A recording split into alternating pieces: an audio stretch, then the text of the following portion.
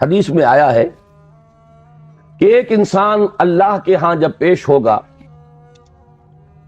تو جو تحفہ یا ہدیہ وہ خدا کی خدمت میں پیش کر سکے گا وہ کوئی بھی ہدیہ اس شے سے بڑھ کر نہیں ہو سکتا کہ جو خود اسی کی ذات سے صادر ہوا ہے، اسی کو کلام کی اس کی خدمت میں پیش کرے تو یہی اس کے لیے سب سے بڑا تحفہ ہے۔ اس لیے یہ آتا بھی ہے کہ اللہ تعالیٰ میدان حشر میں فرمائے گا جو قرآن مجید کے پڑھنے والے، حقیقی معنی میں پڑھنے والے، ان سے کہا جائے گا کہ تم پڑھتے چلے جاؤ اور تمہارا آخری مقام، تمہارے درجات بلند ہوتے چلے جائیں گے، آخری آیت جو تم پڑھو گے اسی کے مطابق تمہارا درجہ بلند ہوگا۔ اس اعتبار سے سورہ رحمان میں ہے الرحمن علم القرآن، رحمان کی رحمانیت کا مظہر اتم قرآن ہے، اس کی رحمت کا سب سے بڑا مظہر قرآن ہے۔ لیکن ایک عظمت ہے افادیت کے اعتبار سے، انسانوں کے لیے یہ کس کس پہلو سے مفید ہے، اس کے اعتبار سے میں سمجھتا ہوں کہ جامع ترین مقام سورہ یونس کی یہ دو آیات ہیں جو میں نے تلاوت کی۔ یا ایھا الناس، اے لوگو، قد جاءتکم موعظۃ من ربکم وشفاء لما فی الصدور وہدی ورحمۃ للمؤمنین۔ پہلی آیت میں 4 الفاظ جمع کیے گئے قرآن کے لیے۔ اے لوگو، تمہارے پاس آ گئی ہے وہ شے جو موعظہ بھی ہے، نصیحت، واعظ سے بنا ہے لفظ، موعظۃ وشفاء لما فی الصدور، اور جو کچھ سینوں میں روگ ہیں ان کا مداوا، ان کی شفا، ان کا معالجہ، وہدی، اور ہدایت، رہنمائی، ورحمۃ للمؤمنین، اور رحمت اہل ایمان کے حق میں۔ اس کے بعد فرمایا، میں ان 4 الفاظ کی شرح بعد میں کروں گا، لیکن دوسری آیت کا مفہوم بھی سامنے آ جائے تو اس پہلی آیت کی عظمت جو ہے وہ نکھر کر سامنے آئے گی۔ قل بفضل اللہ وبرحمتہ، اے نبی ان سے کہہ دیجئے یہ اللہ تعالیٰ کے فضل اور اس کی رحمت کا مظہر ہے کہ اس نے یہ کلام نازل فرمایا۔ فبذالک فلیفرحوا، تو چاہیے کہ اس پر خوشیاں منائیں، جشن منائیں کہ اللہ کا یہ فضل اور اللہ کی یہ رحمت ہمارے شامل حال ہوئی، ہمیں عطا ہوئی۔ هو خیر مما یجمعون، یہ ان تمام چیزوں سے زیادہ قیمتی اور بہتر ہے جو یہ جمع کرتے ہیں، دولت، مال و اسباب، آسائشوں کا ساز و سامان، راحت کی مختلف چیزیں جو بھی انسان جمع کرتا ہے۔ هو خیر مما یجمعون، ان تمام چیزوں سے جنہیں یہ جمع کرتے ہیں، جن کی قدر و قیمت کا ان کے قلب پر کوئی نقش ہے، ان سب سے کہیں بہتر، کہیں قیمتی، کہیں وقی، کہیں زیادہ قابل قدر شے یہ۔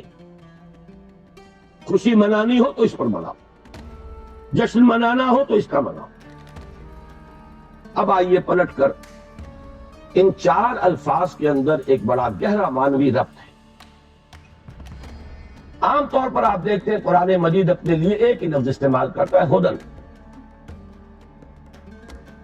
الف لام میم ذالک الکتاب لا ریب فیہ ہدی للمتقین۔ اصل شے ہدایت ہے، رہنمائی۔ ابھی رمضان مبارک کی آمد ہے، اس کا جو ذکر ہے سورہ بقرہ ہی میں، شہر رمضان الذی انزل فیہ القرآن ہدی للناس وبینات من الہدی والفرقان۔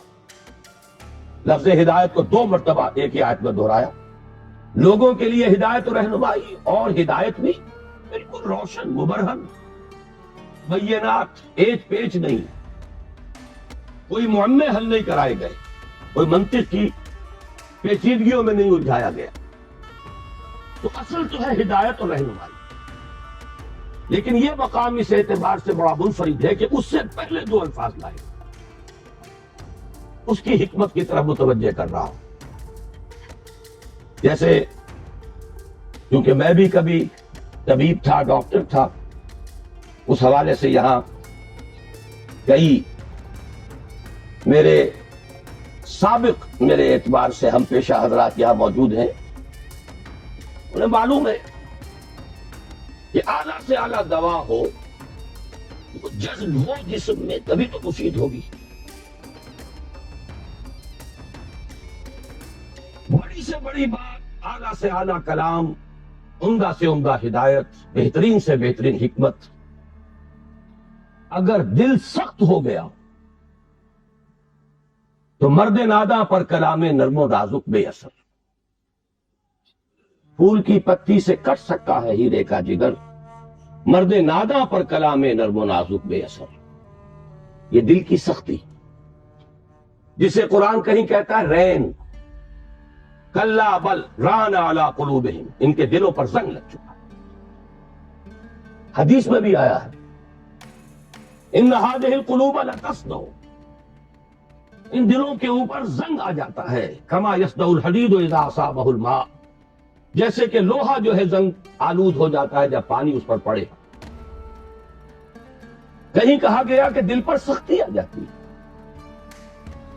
اور انسانی دل پر جب سختی آ جائے، قرآن مجید میں سورہ بقرہ میں وہ تمثیل ہے رونگٹے کھڑی کر دینے والی، کہ جب انسان کے دل میں سختی پیدا ہو جائے تو کوئی شے دنیا کی اتنی سخت نہیں ہوتی جتنا کہ انسان کا دل سخت ہو جاتا۔ ثم قست قلوبکم فہی کالحجارۃ او اشد قسوۃ فإن من الحجارۃ لما یشقق فیخرج منہ الماء وإن منها لما یہبط من خشیۃ اللہ۔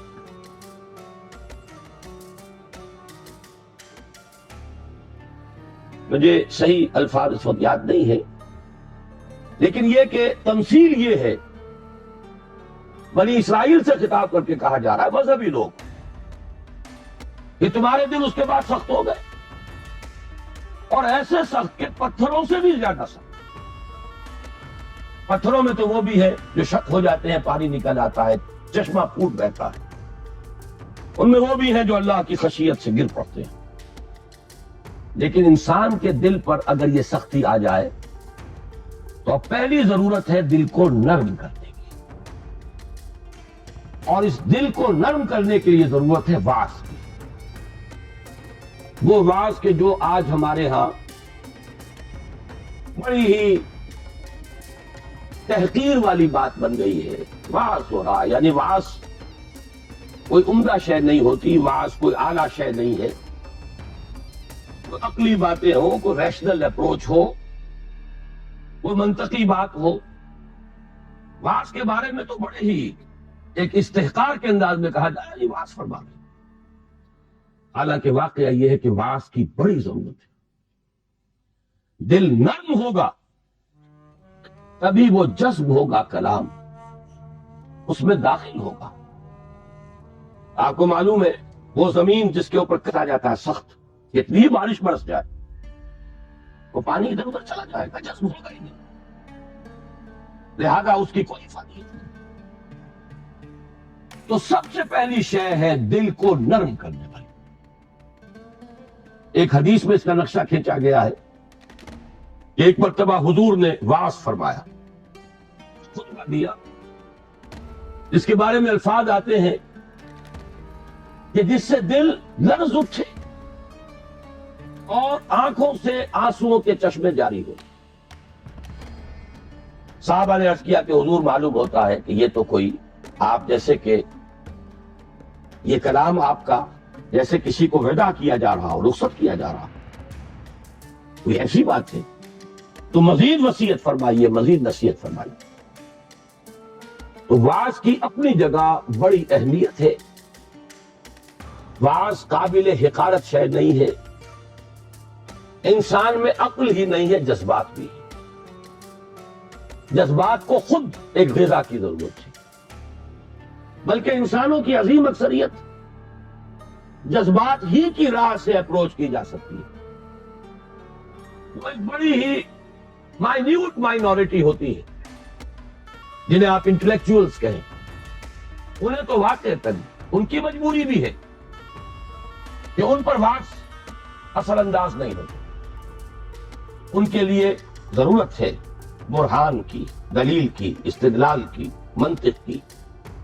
لیکن عظیم اکثریت انسانوں کی اس کے اندر جذبات اور اس جذبے کو اپیل کرنے والی شے. اب مجھے یاد آ گئی بات حضرت عمر رضی اللہ تعالیٰ عنہ،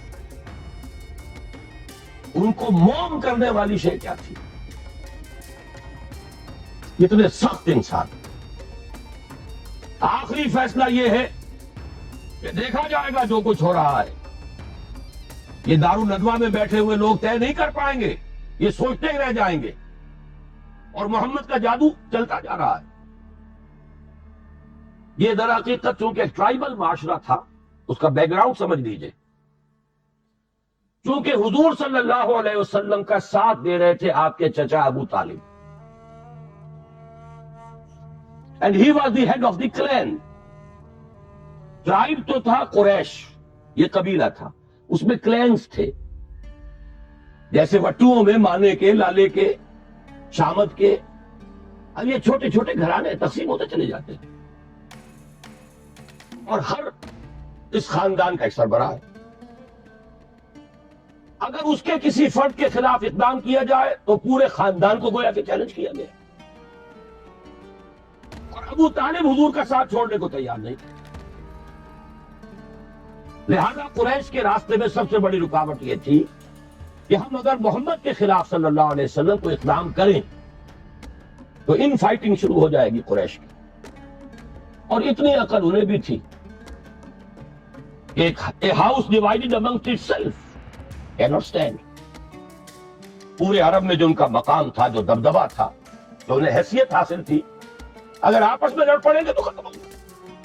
یہ چیز تھی جو مصلحت کے تحت روک رہی تھی قریش کو حضور کے خلاف کوئی فیصلہ کن قدم وہ اٹھا نہیں پا رہے. لیکن حضرت عمر نے فیصلہ کر لیا کہ کامت میں اب جو ہوگا دیکھا جائے گا. میں اب ایک دفعہ تو یہ جھگڑا چکا کے آؤں. تلوار لے کے نکلے. راستے میں ایک صاحب مل گئے کہ جو ایمان لا چکے تھے. انہوں نے تیور دیکھے. عمر بن الخطاب جس بات کا فیصلہ کر لے کر گزرنے والا، بڑی حکمت سے ڈائیورٹ کیا. کہاں چلے؟ بس میں اب قصہ چکانے جا رہا ہوں. یہ روز کی کل جو ہے اب ختم ہونی چاہیے. انہوں نے جو تیور دیکھے، فرمایا کہ تمہاری تو اپنی بہن ہی مان لے آئی، تمہارے بہنوں ہی مان لے آیا. اب وہ جو جلال اور غضب، اس کا میں اور آپ اندازہ نہیں کر سکتے، جس کے ساتھ وہ گئے ہیں اپنی بہن کے گھر، اور جس طرح مارا پیٹا ہے بہنوئی کو بھی حضرت سعید ابن زید رضی اللہ تعالی عنہ اور فاطمہ بنت خطاب حضرت عمر کی ہمشیرہ. ایک جملہ نکلا ہے بہن کی زبان سے، لہو لہان ہو گئی ہے بہن اور بہنوئی بھی. عمر چاہے تم ہمیں ہلاک کر دو، لیکن اب اس دین کو ہم چھوڑنے والے نہیں. ایک جملہ ہے، موم کی طرح پگھل کر رہ گیا عمر. اس میں کوئی انٹلیکچوئل اپیل تو نہیں تھی، کوئی دلیل تو نہیں تھی، کوئی منطقی اپروچ نہیں تھی، کچھ بھی نہیں. یہ معلوم ہوا کہ انسان کے اندر، عمر جیسے شخص کے اندر بھی جذبات ہیں. تو معلوم یہ ہوا کہ انسانوں کی ایک عظیم اکثریت ہے جس کو جب تک کہ یہ اوپر کا کرسٹ نہ اترے گا، لاکھ موتی بکھیرتے رہیے. مرد نادا پر کلام نرم و نازک بے اثر. تو سب سے پہلی یہ ضرورت ہے دل کے اس کرسٹ کو نرم کرنے کی، تاکہ جذب تو ہو، جب اندر اترے تو صحیح. جو مجاز در رفت جہاں دیگر شبد، جب جان کے اندر اتر جائے گی یہ شے تب تو انقلاب آ جائے گا. اترے تو صحیح. اس کے لیے اس کرسٹ کو توڑنا ضروری ہے. لہذا پہلی شان قرآن حکیم کی اس آیت میں آئی موعظۃ. یہ دوسری بات ہے کہ ہم نے واعظ کے اعتبار سے بھی وہ ناقدری کی ہے قرآن کی کہ اس کو واعظ کے میدان سے بھی نکال دیا گیا تھا. اور آج کی بات نہیں، آج تو خیر واعظ ہی کو گالی بنا دیا گیا، لیکن بہت عرصے پہلے واعظ بھی ہوتے تھے تو وہ مثنوی مولانا روم سے ہوتی تھی. علامہ اقبال نے جو برسیہ کہا ہے، واعظ دستاں زنو افسانہ بند، معنی او پست و حرف او بلند، از ضعیف و شاذ و مرسل کارے ہو، از خطیب و بیلمی گفتارے ہو۔ وعظ ہوتے تھے بڑی ہی کمزور حدیثوں کے بل پر، بڑی ہی بے سروپا روایات اور حکایات کے بل پر، یا اشعار کے بل پر، قرآن کے بل پر۔ حالانکہ سب سے بڑا موعظہ، وعظ، نصیحت۔ تو پہلا لفظ یہ ہے، اب آگے چلیے، شفاء لما فی الصدور، اندر جذب ہوگا تو اب اندر کی جو بیماریاں ہیں، جو روگ ہیں، ان کا ازالہ ہوگا۔ یہ کون سے بیماریاں ہیں؟ کہنے کو تو ایک کے اندر ہاتھی کے پاؤں میں سب کے پاؤں، حب دنیا، یہ سب سے بڑا روگ ہے۔ اس کا سب سے بڑا مظہر حب مال، الہاکم التکاثر حتی زرتم المقابر۔ ایک اور مظہر حب جاہ، اقتدار کی حوث، میرا ڈنکا بج رہا ہو، شہرت کی طلب۔ یہ ہے وہ تمام روگ۔ ان روگوں کا علاج قرآن حکیم، شفاء لما فی الصدور۔ اچھی طرح سمجھ لیجئے، یہ روگ نہ نکلیں گے تو قرآن کو بھی انسان کاروبار بنائے گا۔ علم را برتن زنی مارے بود، وہی علم ہے کہ جو انسان کو سانپ کی طرح ڈسے۔ یارے بود نہیں ہوگا وہ جب تک کہ اندر سے یہ روگ نہ نکلیں گے۔ اس کو بھی حصول دولت کا ذریعہ بنائے گا، اس کو بھی شہرت کے حصول کا ذریعہ بنائے گا، اسے بھی اقتدار ایس سچ نہیں، قرب اقتدار کا ذریعہ بنائے گا۔ قریب تو پہنچے، بنا ہے شاہ کا مصاحب، پھرے ہے اتراتا، کہیں تو موقع ملے۔ علم اور اعلیٰ ترین علم، فتویٰ فروشی بھی ہوگی، دین فروشی ہوگی، جب تک کہ یہ اندر کے روگ نہ نکلے۔ لہذا دوسرا مرحلہ، اس اصل کام سے پہلے ہدن، ہدایت تو تب ہوگی جبکہ پہلے یہ جذب ہو، جذب ہو کر اندر کے گند نکالے، ان کا ازالہ کرے۔ حب دنیا کی جڑ کاٹے، حب مال کی جڑ کاٹے، حب جاہ کی جڑ کاٹے، شہرت کی طلب کی جڑ کاٹے۔ اگر یہ جڑیں رہ گئیں تو یہ علم، جیسا کہ میں نے عرض کیا، مفید نہیں، الٹا مضر ہوگا۔ یہ اسی دنیا کے کمانے کا ذریعہ بن جائے۔ اس کے بعد اگر یہ ازالہ ہو گیا، یہ تنقیہ ہو گیا، اب ہے ہدی و رحمت للمؤمنین۔ اب یہ ہدایت ہے، اور ہدایت یہ ہے ٹوٹل ہیومن پرسنالٹی کے لیے ہدایت، اس کے فکر کے لیے بھی ہدایت ہے، اس کے لیے ایک نظام زندگی کے اعتبار سے بھی ہدایت ہے، اس کے لیے انفرادی لائے عمل کے اعتبار سے بھی ہدایت ہے، مکمل انسان کی ہدایت ہر سطح پر، ہر لیول۔ اب یہ ہدایت مفید ہوگی، یہی وجہ میں نے عرض کیا تھا کہ باقی سب جگہ آپ کو ہدایت کا لفظ ملتا ہے، لیکن یہاں یا ایھا الناس قد جاءتکم موعظۃ من ربکم وشفاء لما فی الصدور وہدی ورحمۃ للمؤمنین۔ اب یہ ہدایت مفید ہوگی، اور یہ ہدایت اب رحمت کا ذریعہ بنے گی، دنیا میں ہدایت، آخرت میں رحمت۔ یہ چار الفاظ ہیں جو یہاں جمع کیے گئے، اور اس کے بعد فرمایا قل بفضل اللہ وبرحمتہ، اے نبی ان سے کہہ دیجئے یہ اللہ کے فضل، اس کے کرم، اس کی جود و سخا، اس کی رحمت، صرف رحمت نہیں، اس کی رحمانیت کا مظہر عتم۔ فَبِذَلِكَ فَلْيَفْرَحُوا، فرح کا لفظ عام طور پر اچھے سینس میں نہیں آیا ہے، فرح ایسی کیفیت کو کہتے ہیں جب کہ انسان کسی شے پر خوشی سے پھولا نہ سما رہا ہو. یہ فے سے شروع ہونے والے اکثر الفاظ جو ہیں وہ پھٹنے اور پھاڑنے کے مفہوم میں آتے ہیں. فرق، فلق، یہ تمام الفاظ جو ہے فرح، آدمی خوشی سے پھٹا پڑ رہا، جامے سے باہر ہو رہا، پھولے نہیں سما رہا، اس لیے یہ اچھے سنس میں نہیں آتا. لیکن یہاں فرمایا اگر خوشیاں منانی ہی ہے، اترانا ہی ہے، بنا ہے شاہ کا مصاحب پھرے ہے اتراتا، اترانا ہے تو اس پر اتراؤ، جشن منانا ہو تو اس کا مناؤ، خوشیاں منانی ہو تو اس پر بناؤ. قل بفضل اللہ وبرحمتہ فبذالک فلیفرحوا هو خیر مما یجمعون. ایک بات رہ گئی ہے بیچ میں، اشارہ کر دوں. میں نے جیسا کہ عرض کیا تھا موعظہ کے اعتبار سے بھی ہم نے قرآن کو، اب کیا کہوں، لفظ تو بہت سخت آ رہا تھا لیکن قرآن مجید کے خیال سے رک گیا. کم سے کم یہ کہ متروک تو کر ہی دیا. اس سے آگے تزکیہ نفس، اس میں تو سرے سے اس کا کوئی دخل ہی نہیں.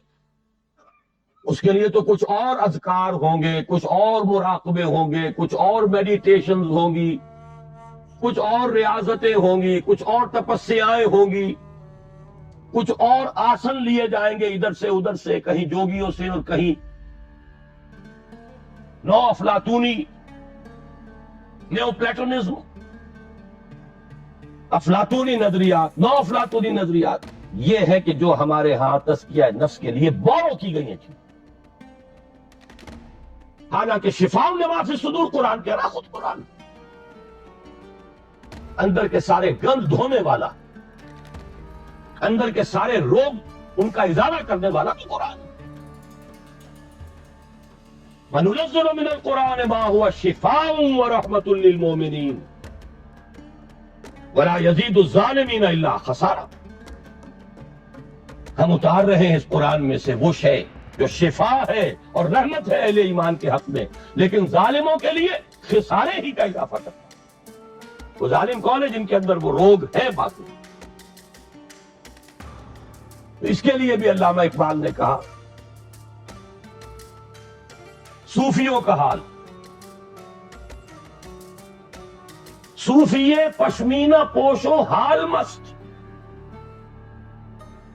از شراب نغمہ قوال مست، آتشد شیر عراقی در دلش، درنمی سعادت بقرآن محفلش. پشمینہ پوش بھی ہے، حال مست بھی ہے، قوال سے وجد آ رہا ہے، قوالی سے حال. از شراب نغمہ قوال مست، آتشد شیر عراقی در دلش. عراقی کا شعر ہو، حافظ کا شعر ہو، اندر آگ محسوس ہوتی ہے. در نمی سعادت بقرآن محفلش، اس کی محفل میں قرآن بار نہیں پا سکتا، قرآن سے سروکار نہیں. دونوں اعتبارات سے ہم نے قرآن کو ساقط کیا، خارج البلد کیا. اس سے زیادہ سخت لفظ زبان پہ لا نہیں سکتا. بہرحال یہ ایک ہدیہ تھا جو میں نے آج آپ کے لیے طے کیا کہ پیش کروں. اب اس کے حوالے سے آگے مولانا رومی کا ایک شعر عرض کر دوں کہ ای قدر گفتیم باقی فکر کرو. ہر دفعہ وہ ساری کتھا جو ہے دہرانے کی ضرورت نہیں ہے. اتنا کچھ عرض کر دیا گیا، اب آگے اور کیجئے، سوچئے، فکر کرو ہم کیا کر رہے ہیں، اس قرآن کا مقام ہم نے کیا سمجھا ہے، اس قرآن سے ہمارا تعلق کس نوعیت کا ہے. بآیات اشترا کار جزئی نیست، یا یاسین وہ آساب امیری.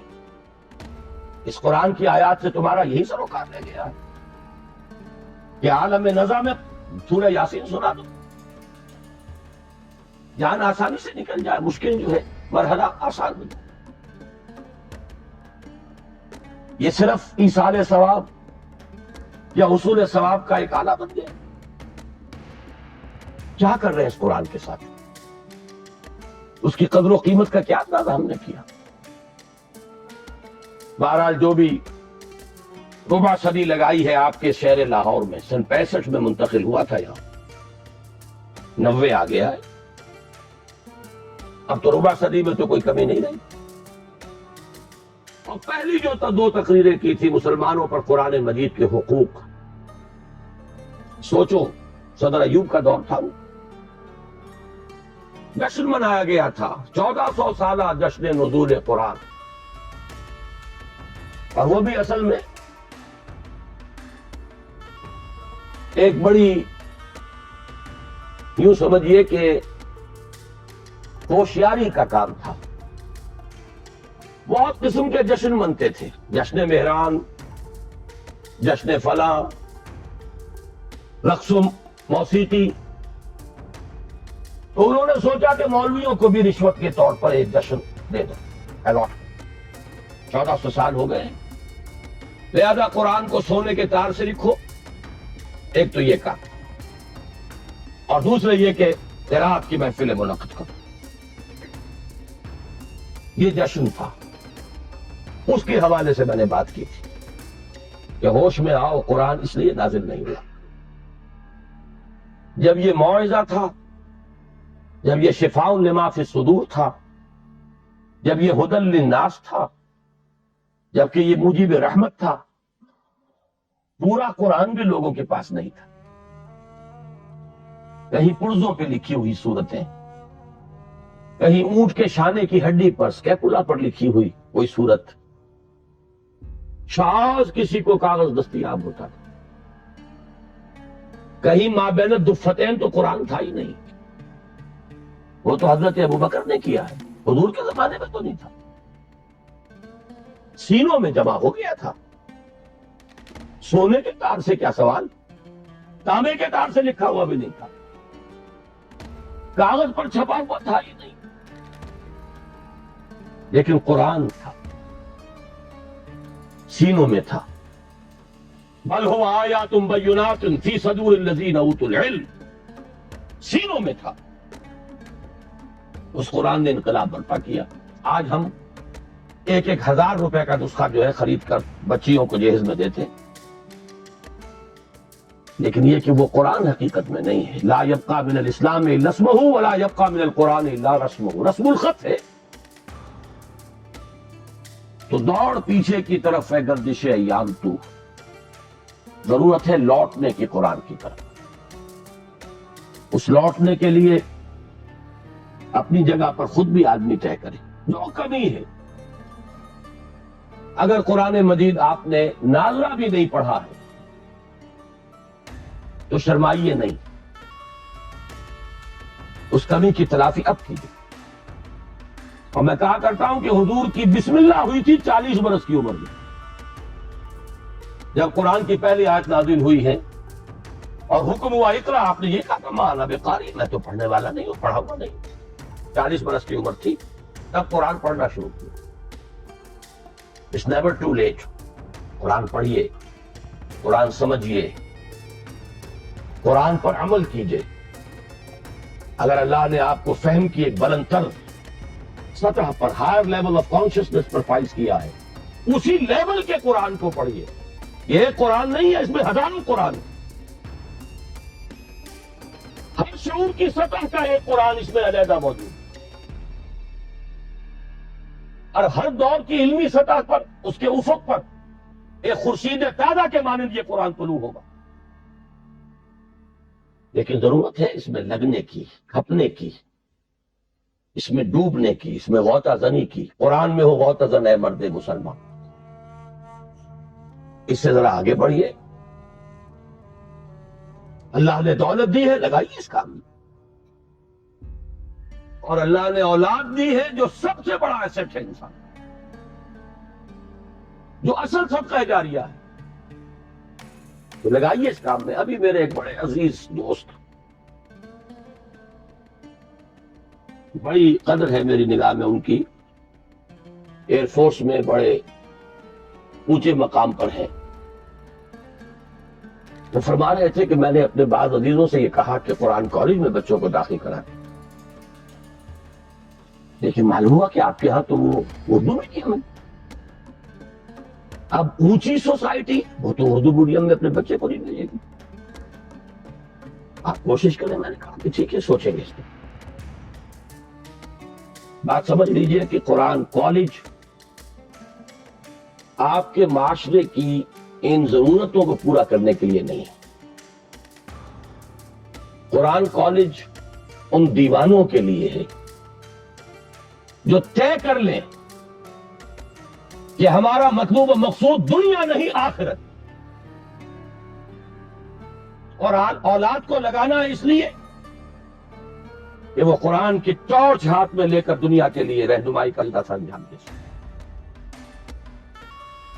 دنیا کی کیریئر بھی اگر چاہیے اولاد کے لیے تو کوئی کمی نہیں ہے. چیف کالج بھی ہے اور 5-10 ہزار روپے مہینے کسے دے کر بھی آپ اپنے بچوں کو پڑھوا سکتے ہیں. لیکن ہمیں تو ایسے دیوانے چاہیے جو طے کر لیں کہ کرنا یہ ہے. اس کا ہے اصل کام، کبھی اس کی ہے. ہم نے کالج ہمارے پاس کہاں اتنے مسائل و ذرائع. کئی مرتبہ خیال آیا، میرے اپنے آبا کہتے رہے کوئی اعلیٰ درسگاہ جس میں کہ اونچے لوگ بھی آئے. میں کہتا ہوں صحیح ہے، آپ کی ضرورت، آپ کا خیال درست ہے. ہمیں کیٹر کرنا چاہیے اس لیول کی بھی ضرورت کو، ورنہ وہ جاتے ہیں دلائل ہے، کیتھیڈرل میں جائیں گے، فلاں جگہ جائیں گے، وہاں جائیں گے. تو آپ کیوں نہیں اس طرح کا مدرسہ کھولتے؟ میں نے کہا کوئی کرے، مجھے اعتراض نہیں، بلکہ میری آشیرواد حاصل ہوگی، میرا تعاون ہوگا. لیکن میں اپنے اوپر یہ تہمت نہیں لے سکتا کہ قرآن کے نام پر میں کالج بناؤں اور اس میں بھی صرف وہی بچے داخل ہوں جن کے والدین 5-5 ہزار روپے فیس ادا کر سکیں. گویا کہ آج کا قرآن بھی صرف امراء کے لیے. یہ بات میرے لیے قابل قبول نہیں. مجھے تو خلوص چاہیے، جذبہ چاہیے، عزم چاہیے. پہلے سے طے کر لیں کہ ہمیں اس راستے پر جانا ہی نہیں، وہ چاہیے. وہ جو مولانا روم نے کہا کہ دی شیخ با چراغ، ایک شیخ دن کے وقت ہاتھ میں چلیے ہوئے کسی کو تلاش کر رہا تھا. یہ کیا کرتا ہوں، دماغ خراب. میں کسی انسان کو تلاش کر، انسان معزوز. کہاں گیا یہ انسان؟ نظر نہیں آ رہا. کہیں نہیں، مجھے تو نظر نہیں آ رہے، وہ تو بھیڑیے نظر آ رہے، درندے نظر آ رہے. ازدام و تک معلوم انسان معلوم. بھیڑیے تو میں ملال مجھے ہو گیا ہے، میں تو تنگ آ گیا. انسانی لباس کیوں نہیں؟ بندروں اور سوروں کی کمی. نہ ملنے والی شے تو انسان ہے، انسان معزوز، وہ انسان چاہیے. یہی کشف اسی شہر میں مولانا احمد علی کو تھا رحمہ اللہ. وہ اپنا جوانی کا واقعہ بتاتے ہیں کہ جب وہ آئے تھے، ابھی نظر بند کیے گئے لاہور میں شیرا والے کے علاقے میں. تو جوانی کا دور تھا، کہیں نکلے، ساتھ ہی کشمیری بازار، گلیوں سے نکل آئے، بھرا بازار. کے چپکے سے کہتا ہے انسان سے بتائیں ان گناہوں کا دور. استہزائیہ انداز میں کہا آپ کو انسان نظر نہیں آتے بھرے بازار میں؟ مجھے تو نظر نہیں آتا. اور مولانا احمد علی فرمایا کرتے تھے کہ اب میں نے خود دیکھا تو مجھے محسوس ہوا کہ وہاں بندر بیٹھا، وانگور بیٹھا، وہاں کوئی بھیڑیا ہے. جو حقیقت تھی اندرونی وہ منکشف ہوئی. یہ لیکن تھوڑی دیر کی بات تھی، اس کے بعد اچانک پھر وہی کچھ تھا، اور وہ بزرگ غائب تھے. وہ تو آنکھ کھولنے کے لیے آئے تھے. تو ہمارے تو اصل میں طلب ہے اٹھ کی. یہ نہیں کریں گے تو ایک بات مجھ سے سن لیجئے، آپ کے یہ بنگلے اور آپ کے یہ کارخانے بھی نہیں رہیں گے. اس ملک کے لیے کوئی جڑ بنیاد نہیں ہے سوائے دین کے. وہ حشر جو ڈھاکہ میں ہوا ہے ہر جگہ ہو سکتا ہے۔ اور میں سالوں پہلے سے کہہ رہا ہوں کراچی میں کہ جب یہاں سزا آئے گی تو سب سے بڑھ کر ہے کراچی والوں تم پر گرفت، اس لیے کہ تم میں وہ لوگ ہیں یو پی کے ان شریف گھرانوں کے لوگ جن کے ہاں پردہ اس نوعیت کا ہوتا تھا جو حفیظ نے کبھی کہا تھا کہ چشمے فلک نے آج تک دیکھی نہ تھی ان کی جھلک، جن کے اپنے پورے پورے برقعے، پھر ٹانگے پہ سواری کے لیے ایک چادر ادھر ایک چادر ادھر، پھر ٹانگے میں پیچھے بیٹھ گئے تو پھر چادر بندھی ہوئی ہے، اور جب یہاں آئے ہیں تو جس کے پاس دو پیسے ہو گئے پہلا کام یہ کیا کہ برقع اتار کے پھینک دیا۔ یہ ترقی کی گویا کہ پہلی سیڑھی تھی، آزادی گویا کہ اسی کے لیے حاصل کی گئی۔ کیا حال ہے اس کا؟ جو کچھ وہاں ہوا، جو کچھ ڈھاکے میں ہوا، جو وہاں دھان منڈی میں ہوا، وہ کراچی میں، ناظم آباد میں کیا ہو نہیں رہا؟ کیا یہاں نہیں ہو سکتا؟ اس ملک کے لیے اگر اس کی خیر درکار ہے، آج صبح 2 گھنٹے کی تقریر کر چکا ہوں، کتاب لکھ چکا ہوں استحکام پاکستان، لیکن یہ کہ کون پڑھے گا؟ اس کی کیا یوٹیلیٹی ہے؟ سارا ویو یوٹیلیٹیرین ہے، افادیت کیا ہے؟ کوئی پروفیشنل افادیت ہے؟ کوئی مالی افادیت کا پہلو کچھ بھی نہیں، کوئی تفریح ہے تباہ ہے وہ بھی نہیں۔ لیکن یہ کہ بہرحال غور کیجئے، سوچئے، جو تعاون جس نے جب جتنا کیا اتنا ہی مشکور ہوں، ممنون ہوں۔ میں نے الحمدللہ اپنے آپ کو لگا دیا، اور آج دن میں بھی کہا تھا، نہ صرف اپنے آپ کو لگا دیا، اپنی اولاد کو کھپا دیا۔ اللہ قبول فرمائے۔ لیکن آپ سے مطالبہ یہ ہے، اس کے لیے اگر زکوٰۃ نہیں نکالیں گے اپنی اولادوں میں سے، شاید کہ اب بھی اللہ تعالیٰ اگر اس طرف کوئی پیش قدمی ہو جائے تو شاید کہ اللہ تعالیٰ ہماری توبہ قبول فرما لے، ورنہ حالات جہاں بیٹھیں گے 4 آدمی، معاشرے کا مرثیہ، جتنا چاہے مرثیہ پڑھوا لیں، سارا مرثیہ پڑھ کر وہ کچھ ہے، اگلی صبح طلوع ہوگی، وہی روٹین ہوگا، وہی مشاغل ہوں گے، سرے منہ کوئی فرق نہیں۔ ہم اس طبقے میں سے ہیں، میں نے کبھی آج یاد آ رہا تھا مجھے 20 سال پہلے اسی ہوٹل میں، پورے 20 سال، 1970 کا نومبر تھا غالباً، میڈیکل ایسوسی ایشن کے تحت میں نے اس ہوٹل میں تقریر کی تھی۔ 4 دائرے بتائے تھے معاشرے کے، آج میں جمعے کی تقریر میں پھر اسے دہرا کر آیا، اس لیے مجھے یاد آیا کہ آج شام پھر مجھے اسی ہوٹل میں پہنچنا ہے۔ 4 کنسنٹرک سرکلز، چھوٹا سا دائرہ جس میں 2% آدمی، بڑا دائرہ جس مزید 3%، 5% آدمی، اور ذرا دائرہ اس میں کچھ 8% آدمی ہمارے معاشرے کے، اور وہ آگے بڑا دائرہ جس میں 85% آدمی۔ اس 85% کا تو حال یہ ہے کہ دین سے کوئی تعلق سرے سے نہیں ہے، جس کو عملی تعلق ہے، اس لیے کہ اس کا فٹ رول اللہ اور اس کا رسول جو دیں گے اسی سے ناپا جائے گا، اس کا یارڈ سے ہوگا۔ کتنی فیصد آبادی آپ کی 5 وقتہ نماز کی پابند؟ الفرق بین الاسلام والکفر الصلاۃ،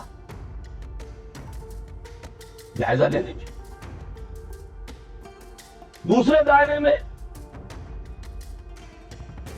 یہ شاید ایک اعتبار سے بدترین دائرہ،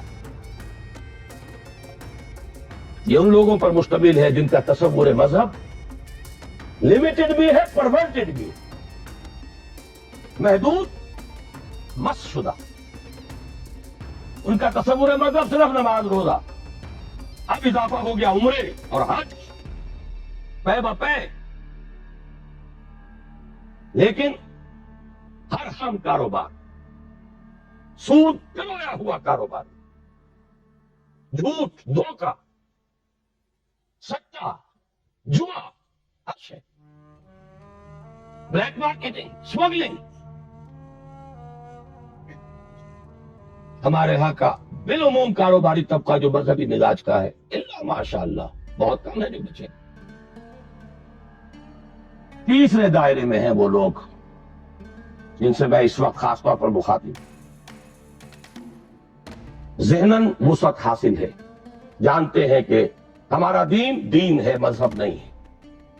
جانتے ہیں اسلام اپنا غلبہ چاہتے ہیں کہ وہ آ جائے لوٹ کر وہی عالم، وہی اسلام کے غلبے کا دور، خلافت راشدہ، لیکن خود کچھ کرنے کو نہیں،